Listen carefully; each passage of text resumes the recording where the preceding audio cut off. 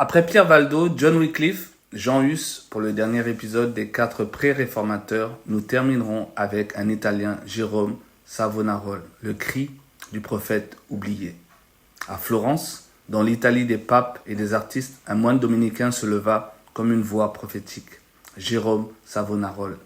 Tandis que les palais et les églises s'enrichissaient, il appelait le peuple à la repentance, à la pureté et au retour à la parole de Dieu. Il prêchait avec puissance, dénonçant les abus de l'Église de Rome et même la corruption du pape Alexandre VI, connu pour sa vie scandaleuse. Savonarola annonçait que le jugement de Dieu viendrait sur une Église qui avait troqué la foi contre la politique. Ses paroles attirèrent des foules, mais aussi la haine du Vatican.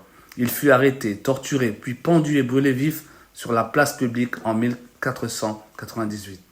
Bien qu'il n'ait pas fondé de mouvement réformé, ses appels à la repentance et à la réforme spirituelle ont préparé le terrain pour Luther qui naîtrait 15 ans plus tard. Certains l'appellent le dernier prophète du Moyen-Âge, le premier cri de la réforme. En conclusion, avant la réforme, Dieu a suscité des voix courageuses.